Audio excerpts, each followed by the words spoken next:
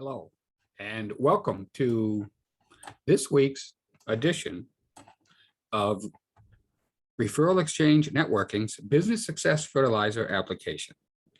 Now, we do this every week because it's hard competing against big companies, against outfits with more money, more employees.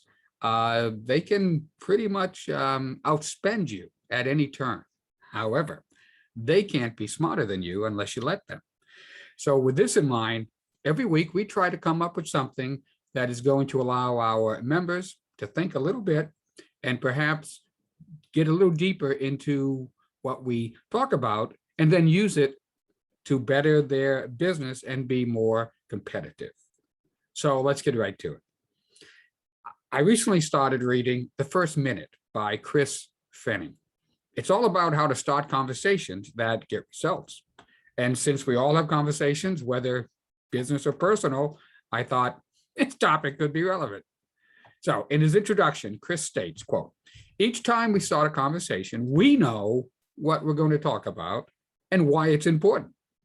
Unfortunately, the people we speak to don't know either of these things." So basically what he's saying is we're making a lot of assumptions, and many of them may not be accurate. As a result, we either waste someone's time, or more damaging, they start with different assumptions and different contexts, and we end up miscommunicating, which can be detrimental to our reputation, the project, or the sale you're working on.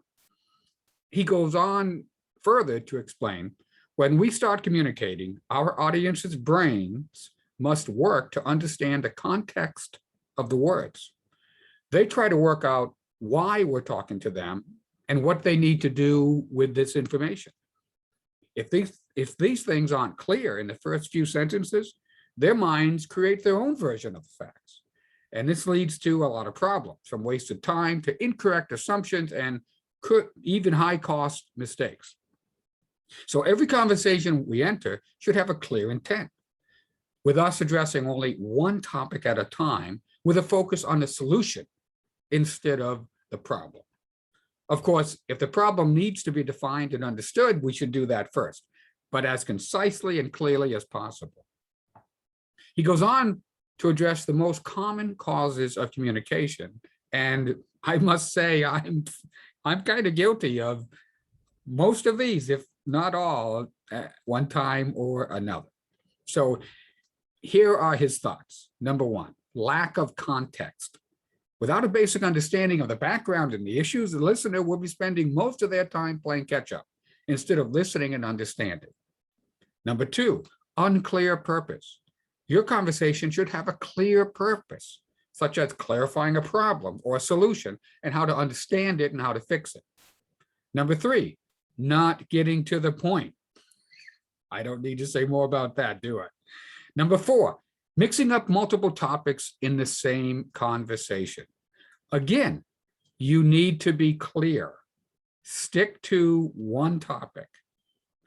And number five, lengthy, unclear summaries.